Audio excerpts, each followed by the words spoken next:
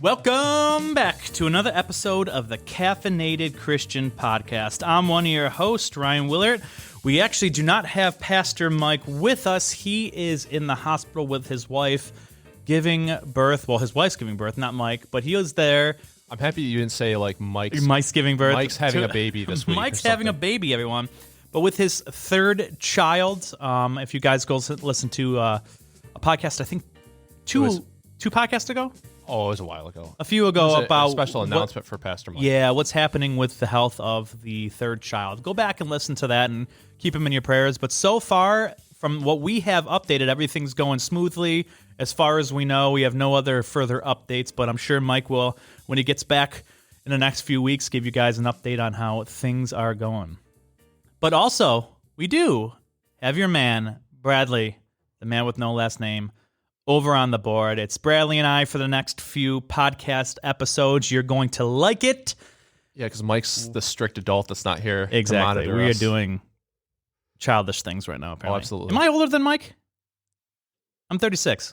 How old's Mike? He might be a few years older than me. I think you're the same age. Same age? Okay. Birthdays. Yeah, he just seems older than me. He acts older than you. Yeah, he acts older than me. Yeah. I'll give that to him. Yeah, he does. Well, it helps he got married younger than you. That's true. That is true. His wife whipped him into shape better. Yes. More years of that. Absolutely. More years of helping him mature than I have had. But before we introduce the topic that we have today, and I think we have a great topic today, we're going to throw this over to Bradley to announce the coffee that we are drinking because he brought it in and he says you got a little special information with it. Oh, a little story maybe? Well, yeah. So it occurred to me as I was walking through the aisles of Wegmans. Good old Wegmans. That we've never done Wegmans coffee. It's true. We have how many episodes? Over 100? Like 100. We have like 300 or something? We have like 300. It's close. But we've never done Wegmans once. Huh. And that's a real shocker because we've done Tim Hortons. We've done Starbucks. It's true. We've done Tops. I've purchased coffees from Wegmans that aren't Wegmans, though. Oh, it's same here. Yeah, but we've never actually done a Wegmans coffee. It's true. And I've always wondered how good Wegmans coffee is. I've never had it. And I saw an advertisement for it, and I was like, well, I'm at Wegmans anyway, might as well get it. Let's go for it. And then it occurred to me as well that Wegmans makes really good bakery stuff. And so since Ryan and I are children, we got cookies. Yeah, I'm having a little piece of cookie So dipping in my coffee. Mike, if you're listening to this, come back. We have cookies. So we got it's the Wegmans chocolate cream light roast. It's true. And It's really good. I was looking for crack cream too, but I couldn't find it. I think they only have it at Tops. Yeah, I didn't see it. Yeah, I don't think they have it at Wegmans. They had every coffee creamer under the sun and moon, but they did not have The crack cream, the Ready Whip foam. Yeah. No, they. I'm pretty sure it's just sort of a Tops deal that they have because I have never seen it at Wegmans myself. I've seen it at Target Oh, interesting. Okay. and Walmart. I saw it at Walmart the one time I went to Interesting. Walmart. Yeah, I've never seen it at Wegmans before either. Yeah, but yeah, it's pretty Coffee good. cream. We have a little French vanilla creamer with it, and actually, I think tops it off really well with the flavor. And it's a good coffee. It is good. It's Like- high quality. Surprisingly good. Yeah, Put a little. I think it's better than like Dunkin' and Tim Hortons at least. Because I don't like Dunkin'. I think this is better than our last few coffees we've had. I like that pine one that we had. Oh, the bear one? The bear one? The cocaine bear? The cocaine Jesus bear walking on water? That was the Elijah Youth bear. That's true. So that's our coffee. We are drinking Wegmans brand chocolate flavored coffee light roast. It's actually really, really pretty decently good. Yeah, Yeah. I'm surprised. Bradley brought it. Thank you, Bradley. Having a little piece of a cookie, dipping it in there, enjoying this a little bit. So today we have a fun episode for you. Bradley and I are tossing around episode ideas that we could talk with about Mike, some of the ones that kind of we were thinking in the back of our minds. So I am titling this, and we are titling this episode, Are You Sure About That? Are you really sure about that? I don't have the rock meme on the board. I'm sorry. And so what we want to do... No, it's the John Cena. The John Cena. My bad. That's right, My John bad, Cena. not the rock. And so what we're doing is going through a list of some of the ones that we could think of and look up of misused or misquoted Bible verses that we often hear or sort of common in the church that are just sort of thrown out without really understanding the context of what is being used, because I'm sure you guys have heard some of these. I'm sure you guys have used some of these, or whatever might be the case. But we are going to talk about some misused and misquoted Bible verses and discuss them a little bit. And are you sure about that? So, Bradley, would you like to start us off? I'd love to start with your us first off. verse. Do it to it. Okay, so my first pick is money is the root of all evil, which is 1 Timothy 6:10, and it's not actually what the verse says. It Nope. says, "For the love of money is the root of all kinds of evil." Yes. Just read the whole thing. I gotta pull it up. I just had a list, but yeah. So I just that's one that like I was like, well, I of course I love money because I love food. So like it's always been one of those verses that's not really made a lot of sense of why it would be. Where is it? Oh yeah. So for the love of money is the love of money is a root of all kinds of evil. It is through this craving that some have wandered away from the faith and pierced themselves with many pangs. Yeah. It's such a bad misquotation of the verse. Well, think about it. Just think about it for a quick second. In reality, if you really think money is the root of all evil, then somewhere in the garden, currency is involved with Eve eating of the tree. Like, I can come up with plenty of evil actions where money is not the root of it. I mean, Let me give you one of Nazi them. Germany. I don't think money had anything to do with Hitler's. Let me just give you a simple one. Adultery. People just strictly do it because of their misplaced sexual passion, and no currency, no payment, nothing has anything to do with any money whatsoever. I mean, think of other things. Lying. A lot of times we lie on a test for school just to get a better grade. That has nothing to do with finances at all. So the money is the root of all evil. Well, just doesn't make sense of reality. That's the other thing too. Like, if you're poor, are you like the most holy person on earth? Like, if you have a better chance. If you have no money, you can't sin. Yeah, it makes no sense given, one, what Scripture actually says about it. Two, the reality of this world. I'm sure many of you listeners at home could think of many other sort of evils that do not have the root of any sort of fiat involved to create this sort of thing. So that's a good one, Bradley. I actually, believe it or not, had that on my list. I was going to say, Ryan and I are going to have very similar verses. And it's funny because that's sort of a misquoted one and misused one. Some of them are just misused. Some of them are both. Some of them are just one of them. You know what I mean? So you're going to see a blend of these ideas of misused and misquoted Bible verses. So I have one that's, I'm sure, all on the mind of all of your listeners. Jeremiah 29:11. Yep. Jeremiah 29:11. So let me just read this verse for you, and then I'm going to read the surrounding verses. So what I'll do is I'll read the verse, explain how it's often used and applied, and then I will read the actual context of what is happening. So this is the verse that is just sort of misquoted and sort of cherry-picked out. Jeremiah 29:11. For I know the plans I have for you, declares the Lord. Plans for welfare, not for evil, to give you a future and a hope. Now, what people do with this verse is they apply it to like everyday life, every single section, every single aspect, and they quote this verse sort of over their lives in these situations. Now, I'll discuss that in a second, but what I think we need to do is understand the context of what is happening in Jeremiah 29:11, and I think the people who organized Scripture sort of in their categories have labeled this perfectly correct. And I'm going to read about 10 verses for you so you can understand what is happening. This chapter is titled Jeremiah's Letters to the Exiles. Starting in verse 4, right? I'll read this for you. Thus says the Lord of hosts, the God of Israel, to all the exiles whom I sent into exile from Jerusalem to Babylon. Build houses and live in them. Plant gardens and eat their produce. Take wives and have sons and daughters. Take wives for your sons and give your daughters in marriage, that they may bear sons and daughters. Multiply there and do not decrease.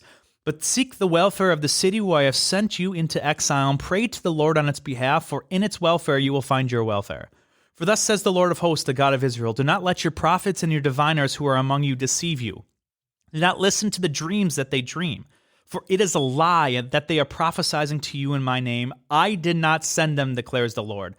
For thus says the Lord, when 70 years are completed for Babylon, I will visit you, and I will fulfill to you my promise and bring you back to this place. For I know the plans that I have for you, declares the Lord, plans for welfare and not for evil, to give you a future and a hope. Then you will call upon me and come and pray to me, and I will hear you. You will seek me and find me. I will be found by you, declares the Lord. So this whole idea is Israel is exiled. They're telling you, you're going to be exiled in Babylon. Mm-hmm. But do you know what? Do the best you can to worship me there, because the welfare of the city, your welfare depends on it. But you are not going to be left in Babylon, because I know my future plans that I have for you, Israel. Now, what this isn't saying is that God is speaking to Ryan in the year 2023. This verse is specifically to Israel, who is exiled in Babylon, to tell them one day you will not be in exile in Babylon anymore. That is the context. Yep. So what people use is just this generically. But I do want to give a little leniency, right? I think what you can say is this. Just as God has plans for the exiles in Babylon, he is the same God that also has future plans for me. It's not the same plans as he has for Israel. It's not at all the same plans that he has for the people in Babylon. But we have a kind of God that foreknows and plans things for all of our lives, and this demonstrates it. But that doesn't follow that when something of badness happens in your life, that you quote this as God is speaking to everyone's generation, specifically in this verse. That's the key here. Yeah. I do think you can get a generalized theology from it, but I don't think you can get a specific sort of theology from it, if that makes sense. Sure. Yeah, I agree with that. So Jeremiah 29:11. That's one of those Bibles. They're like the Bible verse bumper stickers. Yes. That's one of the main offenders. 100%. All right, Bradley, what's your next one? All right, my next one is, you probably have this one too, but it's John, let's see here. It's John 14:13. Okay, I don't think I have that. You don't have that one? No. So, all right, I'll get my next one set up. So it's, this is what the verse says. Whatever you ask in my name, this I will do that. The Father may be glorified by the Son. If you ask me anything in my name, I will do it. Okay. So a lot of people take just verse 14, which is the, if you ask anything in my name, I will do it portion of it. Right. But they don't include the whole context of it, which is, this is Jesus talking in John 14.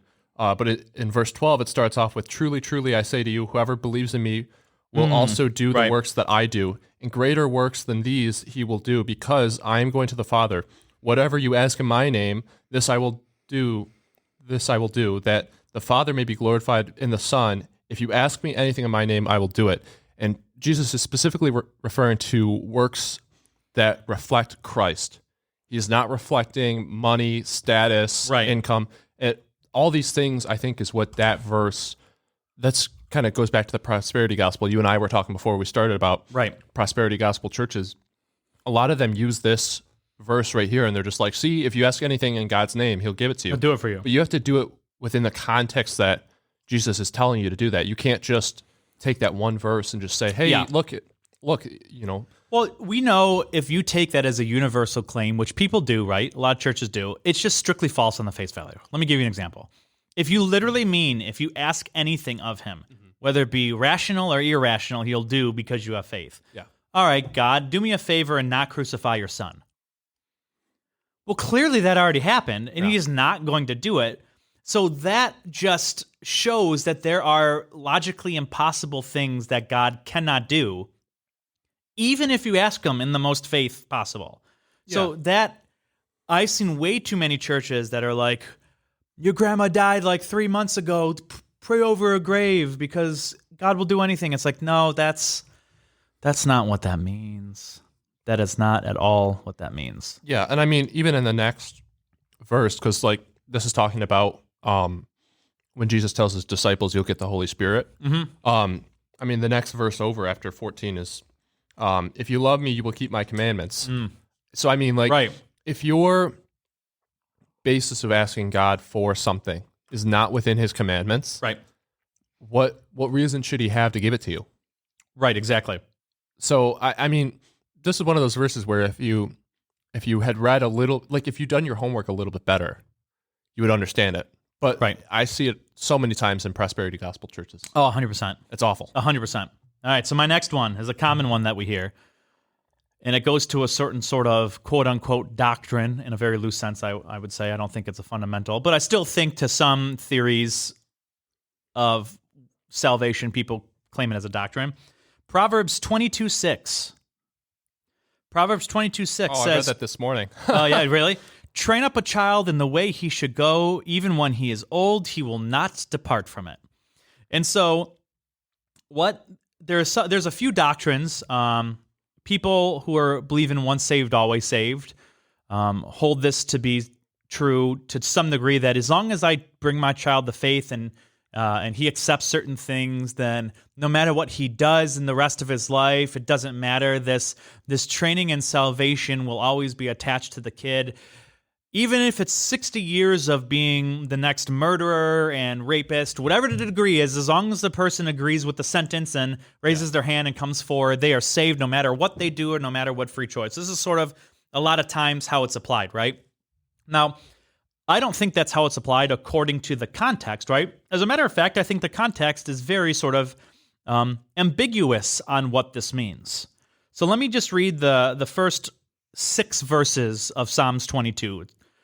A good name is to be chosen rather than great riches, and favor is better than silver or gold. The rich and the poor meet together. The Lord is the maker of them all. The prudent seeks danger and hides himself, but the simple go on and suffer for it. The reward of humility and fear of the Lord is riches and honor and life. Thorns and snares are in the way of the crooked. Whoever guards his soul will keep him from them. Train up a child in the way he should go. Even when he is old, he will not depart from it. So you see the idea of training something ourselves so that we can guard our hearts and not be snared in these thorns, this sort of context. But what is not explicit is exactly what this means. And so I want to give you my interpretation of this verse because I think it makes sense of the way reality actually is. And so what it seems false to me is to interpret this. As long as you raise your kid in a church household, they will always remain believers and they will always walk in the path. I can give you a bookload of people who are raised in the church and have fallen away from the belief, even to degrees that I don't even want to talk about, right? Mm-hmm. But the problem is, what do you do with this context, right? Did you say the family didn't train them up? Then what do we mean by training them up? Is taking them not to church the problem? What's the line of training them up by this definition, right? Is there a level of knowledge that is required to fit this definition? It becomes very, very loose and unable to know what in the world is happening, how correctly to do it. We are sort of like epistemologically in trouble to some degree, right? I don't know if I trained them up well enough to meet this promise. Mm-hmm. But I don't think that's what it's saying. And so I think the idea of he will not depart from it could have 2 different meanings. The first one, as I just examined, he will not leave the faith, right? Or second is, or the faith, knowledge of the faith will not leave him. So I think there's a distinguishment here. There's a difference between not believing faith propositions, but also retaining the knowledge of faith propositions. And so what I think we should interpret this as, when you raise a child up and train him in the ways, even though he may leave believing these propositions, the knowledge of what he was trained up in will always be with him, which still gets you, he will not depart from it. Yeah. But it avoids all the pitfalls. So yeah, I think the fact that if you train your child up and he leaves the faith, the knowledge of what he trained and understood, even though he might disagree, does not depart from him. And meaning he does not depart from it. Yeah, and I think that's where like good discipline comes in. Like, yeah, I mean, like there's multiple verses in Proverbs. I just did a quick Google search because I read like 4 this week. But there's multiple verses that talk about how like a wise son heeds his father's instructions, and then like the fool, I have to read the verse, but basically like you're foolish if you rebuke your father's wisdom. Right. And there's multiple verses about how discipline is for the wise and everything like that. Now you can't choose to make your children wise. Yeah. But I think that if you have children that you import some of your wisdom towards them, they will be less likely to depart. If that makes Sure. sense. Yeah. Because because if you can heed wisdom and you can learn from discipline, I think that verse becomes more true. Yes. In the sense that like you won't be departing from the faith. Sure. Yeah. So I think that if you just train your children and you just say like, oh, hey, this is what I believe, like that type of thing. Yeah. Like, you know. Yeah. So I don't think that personally, applies. so I think the best. So I think that taking that verse on its own, yeah. you need the rest of the context, like from the rest of the Bible, to make that verse apply. Sure. So I think the best way that I can understand it is, as I said, not that he won't leave the faith, but that knowledge of what he grew up in will never leave him. And I like that. Therefore, he won't depart from it. Yeah. And I like that version of that too, because I never heard that, but yeah, it makes sense of reality in my mind, right? Yeah. I was thinking like, my verse from the last time we talked about was like talking about the Holy Spirit before you ask God for something. So like, I think that in the same sense, if you are trying to get your children to do something or to adhere to the wisdom that you have learned in your life, you can't just take a verse at face value. You have to look through the rest of the Bible to see what it says. Right. And I think if you just look at Proverbs and in the Old Testament in general, we have clearly evidence, if you take this straight literal, to be false. Do you know how many times we hear Israel following God and all of a sudden they fall away into destruction? Well, were they not trained up? You know what I mean? Yeah. Like, then that goes into what do we mean by train up? What's the level? I think you fall into this epistemological problem of not knowing what is good enough to be considered that your children will never leave the faith. But I also think that means the parents are morally responsible if their kids ever fall away because they should have trained them up. And it seems like all sort of moral responsibility then is somehow lessened on the kid's decision in the future, which I don't take to be true at all. Your parents could be the greatest parents and church-going parents and do everything morally right and do what they feel called to do and be a wonderful parents, right? Christian parents, and a kid can still fall away. Are you going to tell the parents, well, you didn't do enough? Yeah, I mean, even look that's at a David. Tough claim. Look at David that's and a his tough claim. children. Like, Exactly. I mean, David is literally the one that, like, he's after God's own heart. Yes. The man after God's own heart. And was it Rehoboam was his son that, like, tried to overthrow him? Yeah, that's and, like, a wonderful child that he is. I mean, like, yeah, but you just look at the Old Testament, it's filled of stories like that. Yes. So I don't think that just because your faith is secure doesn't mean your children are secure. I agree. For that. I agree. All right, Bradley, what's your next one? Okay, let me just pull up the verse. All right, so I have a story with this one. Oh, geez. Okay. Okay. So what is the verse? I'll wait until after I finish my story. Okay. So there is this show on Netflix that was on ABC before. I think it was on ABC. One of those like networks that have okay TV. Like Grey's Anatomy or something? Yeah, so it's called Manifest. I don't know if you ever heard of it. Is that the plane crash one? It's a plane crash. Okay. It's kind of like, it gave me Lost vibes when I started watching it.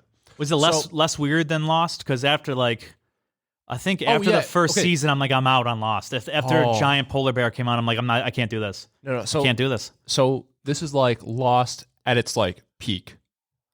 Like when Lost was really, really good. So like season 2, 3, 4, I think went like 6 seasons. But so anyway, so this show is called Manifest.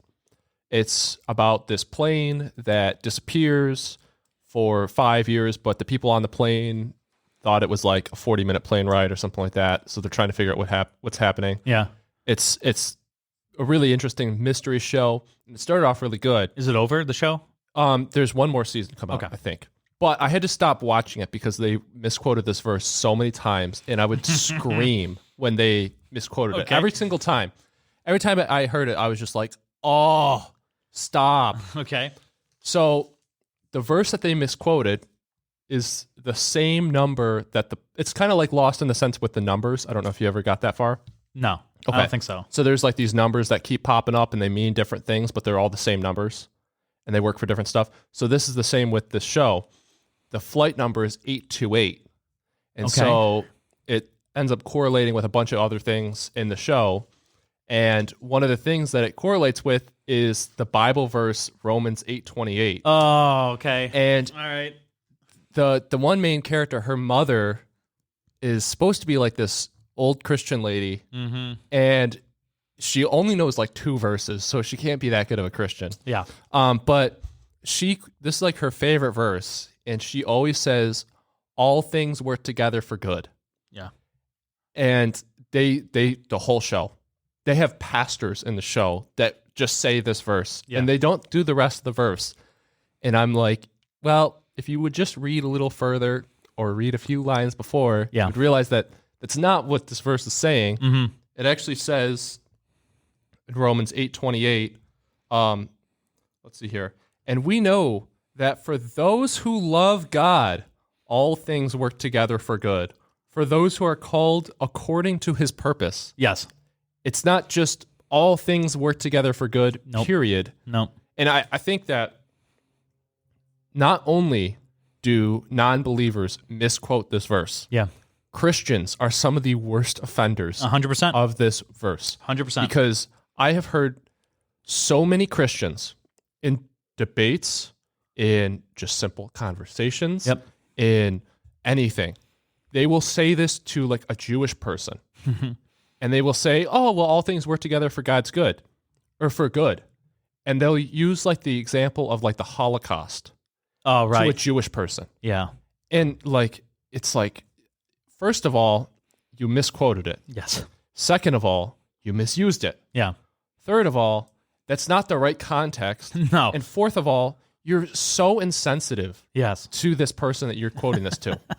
And Your I see child this- died. God works all things. Like, first of all, just be like Job's friend for the first 7 days and keep your mouth shut. Yeah. Keep your mouth shut. Just keep doing it. Don't go past the 7 days. Yeah. Just keep going. exactly. Some people aren't meant to talk. Yeah. Just leave after 7 days. But like I've seen, like they'll say stuff like a tragedy, like the Holocaust. We'll use that as an example. Mm-hmm.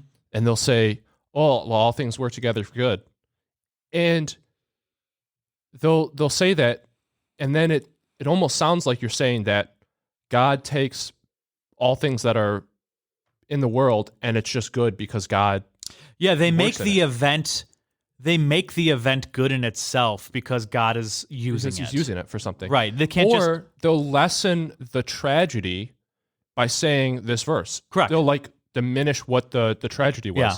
And It's like a weird consequentialist theory. if my great grandfather was killed in a Holocaust, that would be the last thing that I would want somebody to say to me is that all things work together for good. Yeah. I think it's just, this is one of the worst misquoted verses ever. Yeah. If listeners, if you're interested to hear my argument on what this verse means, I think it's pointing to the question is, what is the good? And I think it's the end result, salvation, right? There is on Centerpoint Community Church, Mike's church website, a sermon I did called Confidence in Hope. Confidence We have a podcast on that. in Hope. Oh yeah, a podcast on it too. Go back and listen to It's it. a call for confidence, I think is what it's called. I don't know. Something confidence. I know the sermon was called Confidence in Hope. I don't know if Yeah. that's what we titled the podcast or not. But Something confidence. so go back and listen to that, and I sort of give an argument on what the good is and some theories that are posited and why I think they're not right and how we should understand the good as sort of end result, sort of salvation, which then doesn't bring you into some weird consequentialist theories where it makes the Holocaust a good event. Yeah. And you can still call it a moral outrage and tragedy and all that. Yeah, and I mean, even if you just go a few verses up, it's talking about the Holy Spirit, like how the Spirit It's working in your intercedes life, for us 100%. and works in our life. Yeah. It doesn't talk about like all events, period. It just talks about in your personal walk. Yeah, in the same chapter, he talks about for those he foreknew, he predestined. And the whole idea is God foreknew people and he predestined them, however you want to understand a theory how God works that, to be his elect at the end. And so because of the painful things they are going through, they can have confidence that God has worked this end good salvation to their end, even though what they're going through is absolutely miserable. Yeah. And it's you can't look at the murder and say it's a good thing, because it's not. It's a bad thing. And I've heard from specifically 2 Jewish people, Orthodox Jewish people, have said that this verse to them can't mean anything else besides like what Christians have rammed down their throats with it. Can't mean? Like to them, it's just like such an insult to say this verse, because like they're like, oh, well, Christians love suffering if that's the case, because they're always looking for something to like watch God working, like, you know? Yeah. And so I just think that this is such a poor way to represent the faith. 100%. 100%. All right, so my next verse is... Did you have 8:28 on there? Romans 8:28? I don't know. You didn't? Wow. No. I have Habakkuk 1:5. Habakkuk 1:5. I have some weird ones on here. Is that the one that says... No, it can't be. And so I've heard this a lot on these like TV evangelists that see something good in their area or their church, and they quote this like this is some victory quote, and it is so far from it. It's unbelievable how incorrect this uses. So let me read this to you. Yeah, read the verse. Look among the nations and see, wonder and be astounded, for I am doing a work in your days that you would not believe if I told you. Oh, okay. That's that and so one. we hear this, like, look what God's doing. Like, he's doing such a great work beyond our understanding. He be astounded at his work he's doing. That's not even close to what is happening in Habakkuk right now. So let me give you a quick background. Habakkuk in verse 1 is a prophet of God, and in verses 1 through 4, he is crying to God and going, Israel, look at all this violence around your people. What are you going to do about it, God? People all around are killing us. There's murder, there's violence. It says, oh Lord, how long shall I cry for help and you will not hear, or cry to you violence and you will not save? Why do you make me see iniquity, and why do you idly look at wrong? Destruction and violence are before me, strife and contention arise, so the law is paralyzed, and justice never goes forth. For the wicked surround the righteous, so justice goes forth perverted. The Lord answers him, look what I'm going to do. And he tells him that he's raising up a people called the Chaldeans that he's going to basically send to punish Israel. And then literally in verse 12, he tells Habakkuk, because Habakkuk gives another complaint, but what about the Chaldeans evil? He goes, I'm going to send people to punish them. And so the look what I'm going to do is the punishment and justice the Lord is going to bring up on Israel and their conquerors. So this is an astounding on God's justice against evil, that he is punishing his people and then the people that are torturing his people. This is a complete verse about God's justice will prevail, and it's going to prevail in such an incredible way that even if I told you, you wouldn't understand it. Has nothing to do with wonderful things God is doing for your life. Literally nothing to do with it. It's a whole idea of God is not slow to do justice. Just you wait and see what I'm about to do. That's what this verse is about. Okay. And people use it as like this victory. Look what God's doing in a church. And he quote Habakkuk.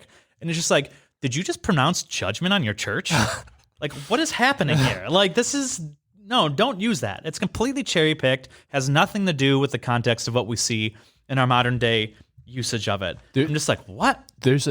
So you bring up that Habakkuk verse. Yeah. How do you say it? Because I say Habakkuk. Habakkuk? Habakkuk. Okay.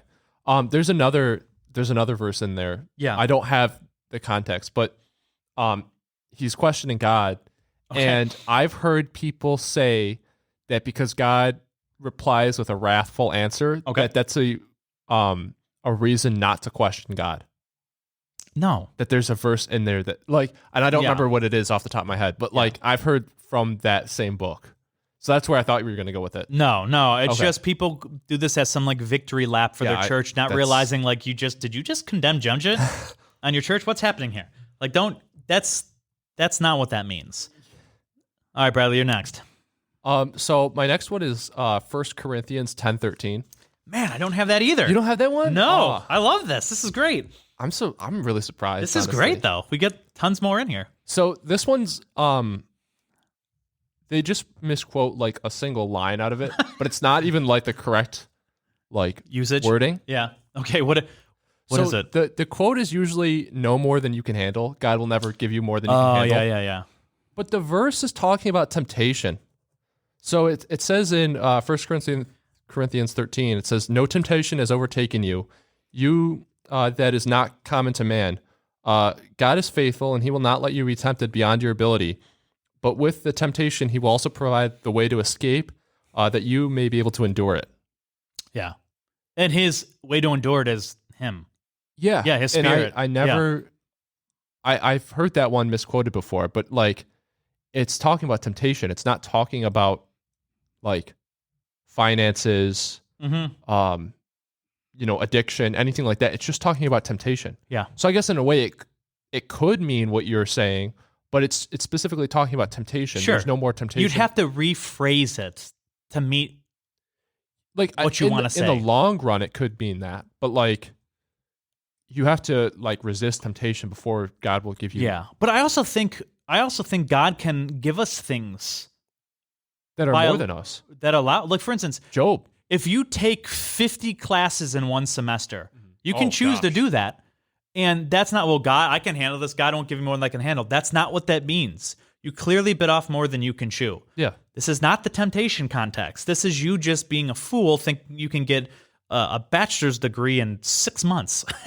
Yeah. You know what I mean? Like, it's just never going to happen. That's like Job. Like the Right. whole story of Job. Like that was more than he could handle. Like you It- see him break down. Yeah. In the book. Like, But you know what? When it comes to temptation of his friends, guess what? Job did it well. Job did yeah. it well. So, yeah, okay. I've heard that before. Okay, my next one is Psalms 37:4. I don't have that one either. Psalms 37:4. This is what it says. Delight yourself in the Lord, and he will give you the desires of your heart. And what people often read this is as long as we love the Lord, anything we desire, whether it be selfish, whether it be prideful, whether it be maybe inappropriate, God will give you it because it's a desire of your heart. Now, that's just blatantly false. We all know that's blatantly false. For I desired to win the lottery, and I have not won the lottery. In fact, I'm still working, and I still do things extra to earn extra money because I need the money. That's not what this means. Let me read you the context of Psalms 37. The title of this, which I think the commentators understood it correctly, is He Will Not Forsake His Saints. I'll read this from the beginning. Fret not yourself because of evildoers, and do not be envious of wrongdoers. For they will soon fade like the grass and wither like the green herb. Trust in the Lord and do good. Dwell in the land and befriend faithfulness. Delight yourself in the Lord, and he will give you the desires of your heart. Commit to your way to the Lord. Trust in him, and he will act. He will bring forth your righteousness and your justice as the noonday. So what this is saying here is these people are fretting because of the evildoers. In fact, they're becoming envious because it seems they're getting their way. And the Lord says, don't be like that. One day they will fade. Mm-hmm. This justice that you're longing for of these evildoers, do not envy them. Pity them. In fact, don't be like them. Commit yourself to the Lord because justice will be served, and that desire, which is justice, will one day be given to you if you continue to delight yourself in me because he is the judge. This is a passage about the Lord will bring the justice you desire and deserve on the evildoers in this world one day. That's what this desire he is giving them that's longing on their heart. And you can continue to read, wait on the Lord, be still before the Lord and wait patiently for him. He talks about fret not over the one who prospers in this way. Refrain from anger, refrain from wrath, refrain from evil. Like he's talking about, do not be like these people. Continue to trust in me, and this desire that you're longing for, this righteousness, will one day be fulfilled. You can put that in me, and I will give you that. That's what this means. It has nothing to do with whatever you desire. As long as you love me, I'm going to give you whatever you want. That's not the context Yeah. of this verse. Yep. Does that make sense? Yeah. Yeah. So, all right, Bradley, your turn. Okay, I only have one more. Oh, wow. Okay, I got a few more. Okay. We hit some same ones as well, so. That's true. So my next one is, it's again one of those ones where like I understand what you're saying, but like you didn't say it right. Okay, so misquoted? Yeah, Like, it's are you sure about completely that? misquoted. Yeah, are you sure? Yeah. And so it's one that like, okay. You know the church mom? Like the older like lady who her kids are all moved out, but Okay. like she just gives you Bible quotes Okay. when something's wrong. Mm-hmm. So the one that I've heard the most by far, Okay. besides the hedge of protection, All right. is guard your heart. Okay. Which I is, actually was thinking about that one. Okay. which is Proverbs 4. Man, I don't have that either. This is great. I got a Pro- handful more for you guys. Proverbs 4:23, which Okay. is so it's the whole. I'll just read from verse 20 because it's part of a whole paragraph. So, my son, be attentive to my words, incline your ears to my saying. Let them not escape from your sight. Keep them within your heart, for they are life to those who find them and healing to their flesh. Keep your heart. This is 23. Keep your heart with all vigilance, for from it flow the springs of life. Put away from you the crooked speech, and put away devious talk from you. I just like saying guard your heart. Like, sure, that's part of that. Yeah. Keep your heart vigilant. I mean, I guess I could see a quotation of that being guard your heart, but just saying it without the rest of the context of the verse is just another. It seems almost lazy. Yeah, it's It's just one of those Bible quotes. It's where just you're not nuanced. It's like a bumper sticker theology. Yeah. It's really not nuanced out to understand what is happening. All right, so my next one is found in Ephesians 2:8-9. Let me read this to you. Yep.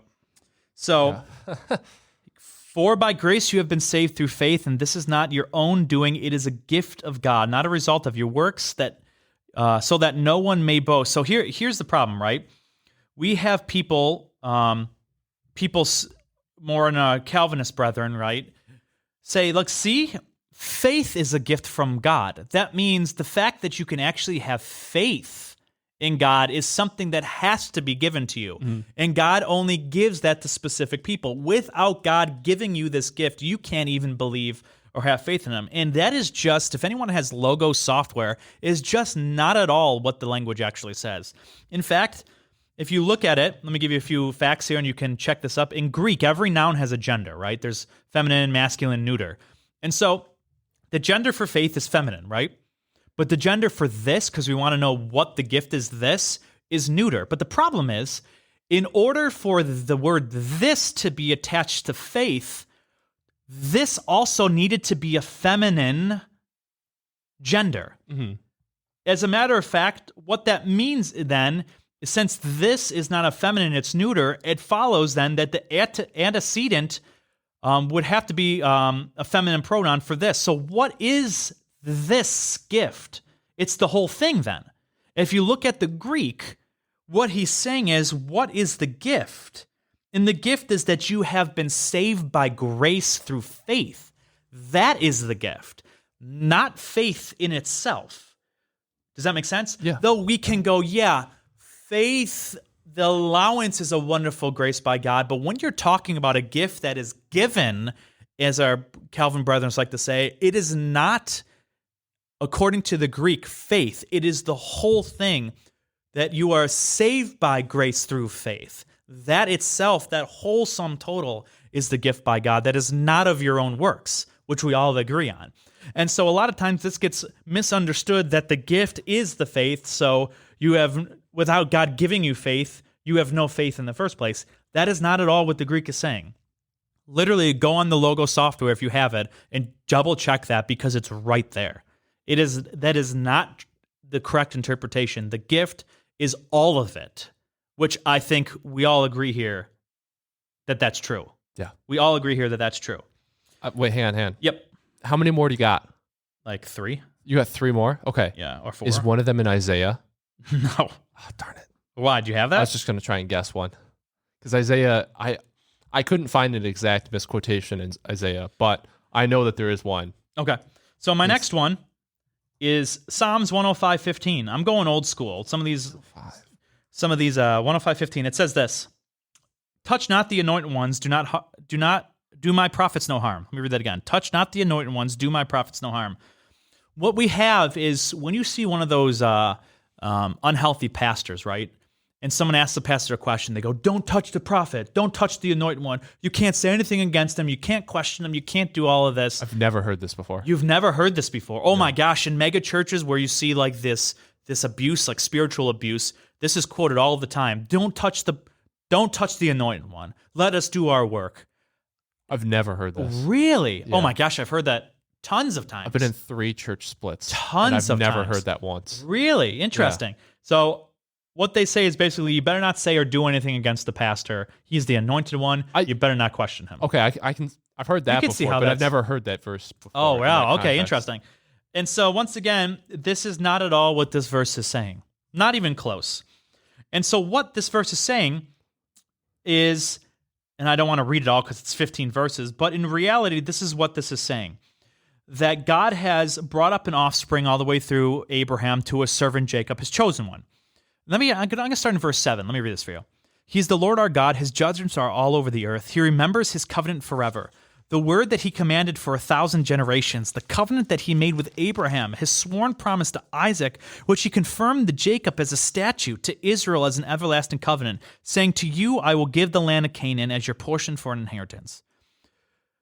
When they were few in numbers, of little account, and sojourners in it, wandering from nation to nation, from one kingdom to another people, he allowed no one to oppress them. He rebuked the kings on their account, saying, 'Touch not my anointed ones. Do my prophets no harm.'" This is literally a verse of God telling his people, when you were young and you were sojourners, I protected you against other kingdoms, even if you didn't realize it.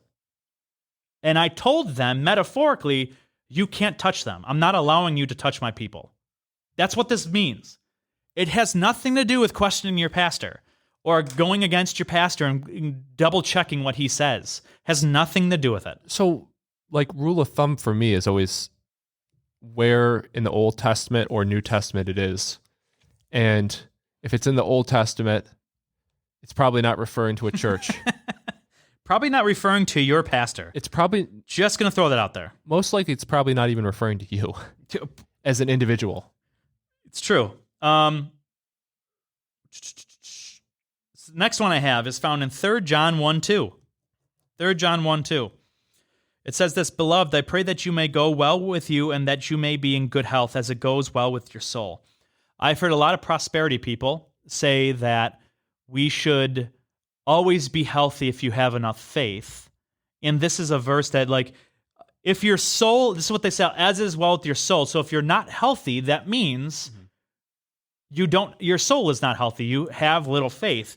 But guess what? That is, I mean, one, I don't even get how they get that. That seems completely ad hoc. What it says is he's giving a greeting that not only does he wish that they be in good health, like I would say to a friend, "Yo, I hope you feel good," or "Oh, dude, make sure you don't get sick," right? Yeah, or I hope you have a. It's basically you're doing well or saying, whatever. I hope your health and your soul do well. That's all it's saying. It has nothing to do with if your health isn't well, therefore your soul isn't well. I do not get that whatsoever, and a lot of prosperity preachers have used this, or what I've heard use this, and I do not get where they get that from. Yeah. Yeah. Your guess is as good as mine on that. Yeah. So my next one is found in Matthew. I got 2 more. Matthew 17:20. Oh. Is that the one you had? I was going to say 7-1. So this is what This it one that says. kept popping up. He said to them, "Because of your little faith, truly I say to you, if you have faith like a grain of mustard seed, you will say to this mountain, move from here to there, and it will move, and nothing will be impossible for you." So there's a few things I think there's a problem with this. Sure, it could be possible that because they lacked faith in this situation, they couldn't heal the demon-possessed boy. It's possible, right? Also, one, I think this is a lot of scholars think this is a hyperbole. I don't actually think you could speak to the mountains and say it to move, right? I think it's nothing will be impossible. I think it's a hyperbole to explain what just a little amount of faith could possibly do. But I think the problem here is the sort of terminology that is used. He says, because if you had faith like a grain of a mustard seed. Now, what doesn't follow is that we are able to even obtain that. Does that make sense? I think it's quite possible here that Christ says, if you had this kind of faith, which clearly he does, right? You could say that. But nowhere does it follow that it's possible to achieve a kind of faith like that. And so what I personally believe is if we had enough faith is true, but what doesn't follow is that it's possible in this lifetime to even reach that level of faith, even though it seems so small to Christ, that this much could do this. Like he's trying to show here this idea that just a little faith could do a lot of these achievements, right? He's not trying to look at them and go like, you don't even have this size faith. That seems to be an application from it. But what I think he's pointing at is like, man, if it was just this much, you could do all these wonders. If it's just this much. But I do not think it follows that in our lives, it's necessarily possible to reach or attain a level of faith that could do all of these things that would make stuff impossible. Does that make sense? I mean, I wouldn't say that I agree with that 100%. Like, I think that there have been notable people that have had more amounts of faith than others. Sure. That have stood out and done great things with their faith. I mean, like you can go to the Old Testament for this. You can look at like Elijah, for example. I mean, like falling down like a pillar of fire from heaven. Like, I mean, like. So, but the key like, is this. I think that it's not feasible for every person. Sure. So I think the key is this. People in prosperity circles say you're not healed, you're not this, you're not rich, you're not this, because you don't have enough faith, and they quote these things. What I like to argue is nowhere explicitly, even in this verse, does it necessarily follow that we are able in the here and now to obtain the kind of faith that makes literally everything possible for us. Sure. Yeah. Okay. Does that make sense? Yeah. But what they say is it's possible to have this kind of faith where nothing is impossible for you. And what I agree that if we had that kind of faith or that much faith, nothing would be impossible. But what I don't agree on in our sinful state that it's possible to even reach that. Yeah. Necessarily. Yeah, I see Does that make sense? Yeah. So I like to find the middle ground. Do I agree that if I had enough faith? Sure. Is it possible in this sinful nature? I would argue no. Well, I think some can attain a different level to achieve different things, but what it's saying here is that all things are possible. Yeah. Which I don't think any of us here in the sinful state could attain to that level to make all things possible. Does that make sense? Yeah. And I mean, back to the prosperity gospel thing with like you don't have enough faith to heal yourself kind of deal. Like, I mean, there's the woman, the bleeding woman who touches Jesus' garment. Yes. The only faith that she had was that if she could just touch Jesus' clothing, that she would be healed. And yes, I don't think that requires as much faith as moving a mountain. Correct. So I don't think that it's fair to say that you won't be healed because your faith is limited. 100%. I think that it's more what is the purpose of me being limited in this way? Sure, 100%. I think it's the wrong question. 100%, but I agree.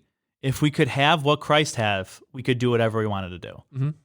But I don't know an argument that we can have the kind of faith that Christ had walking on this earth. Yeah. Do I think some have more than me and can do things? Absolutely. Do I think it's possible for a sinful person to reach the kind of faith where it makes nothing impossible? I don't think so. And I do not logically think that verse follows from that. Mm-hmm. I don't think that's the point of the verse and what he's getting across whatsoever in that verse. Yeah.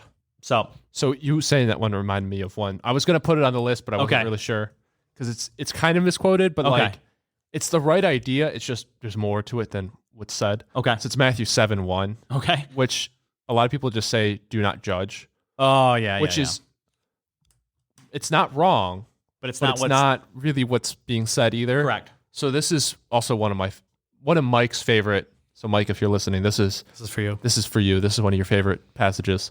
It's also one of my favorite because Mike convinced me of it. But it starts off like this: "Judge not," which is where you get "do not judge," but that you may not be judged. For with the judgment you pronounce, you will be judged, and with the measure you use, it will be measured back at you. Yes.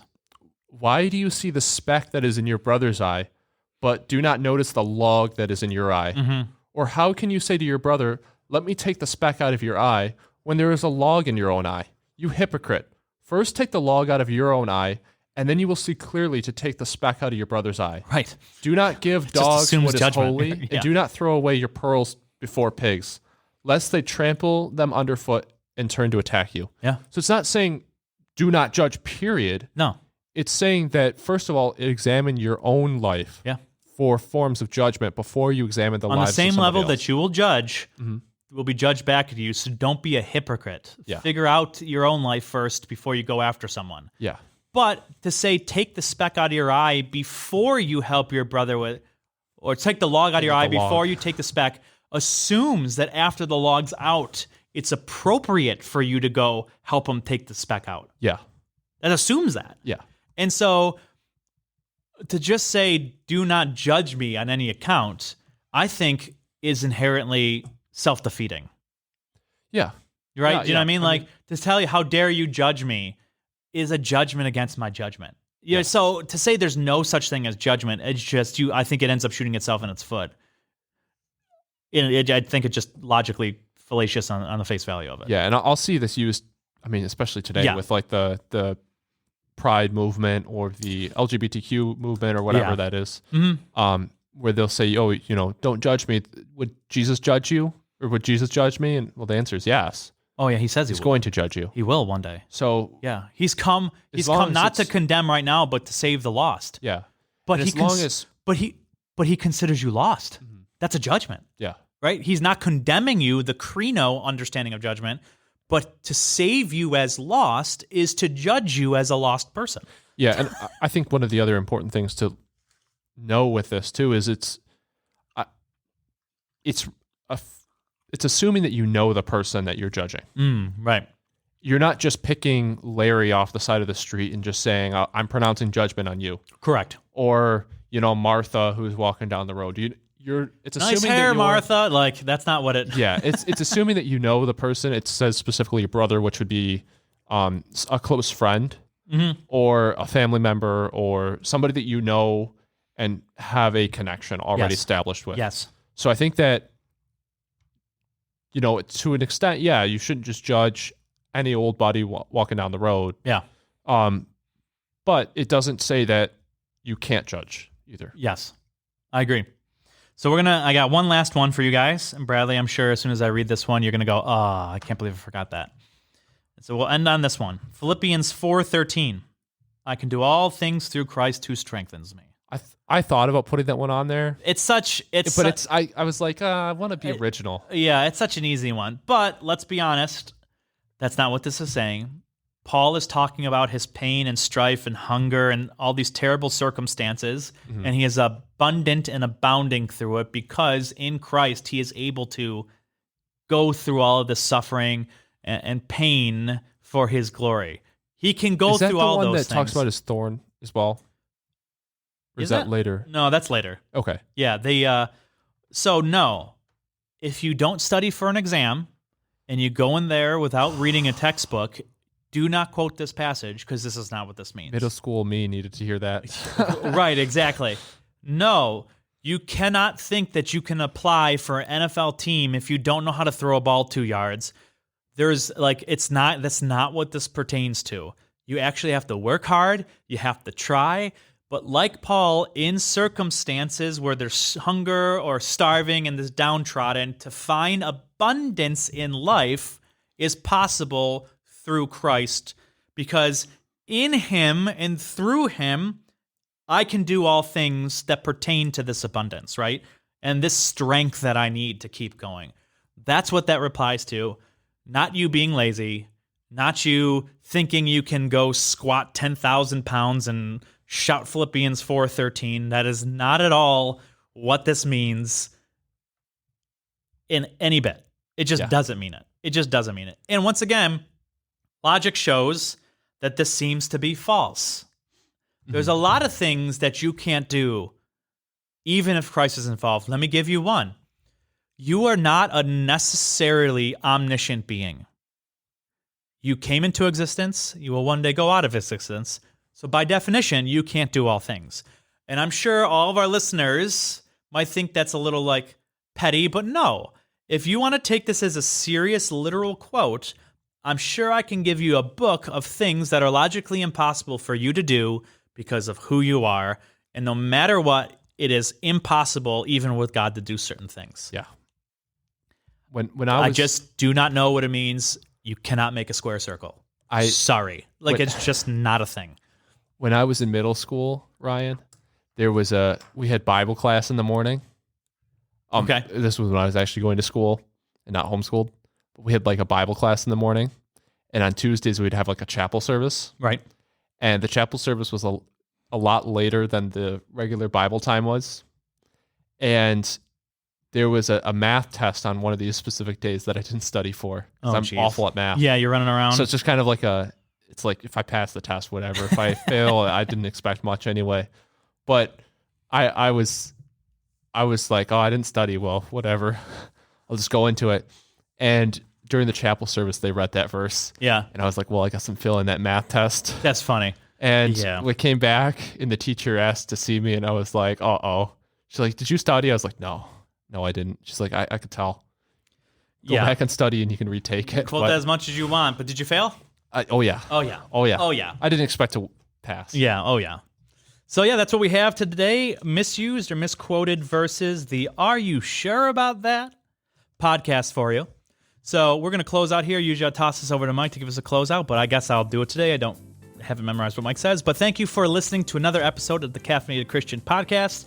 If you have any topics or thoughts or any questions, go ahead and look us up on Instagram, on Facebook at the Caffeinated Christian Podcast. Send us some ideas for a podcast if you'd like to hear out. We've done quite a few topics based off of listeners' write-ins on suggestions, so go ahead and do that. Send us something that we can do while Mike's away. Yes. Like something that we can talk behind Mike's back. I mean, he listens, but like he's not a part of the conversation. So top 10 insults against Mike, something like that. Yeah, something like that. Something like that. I like that. So we should get Steven on. Oh, guest star Steven. We should get Steven back to roast Mike. Maybe. But thank you for listening to another episode, and we will see you next time.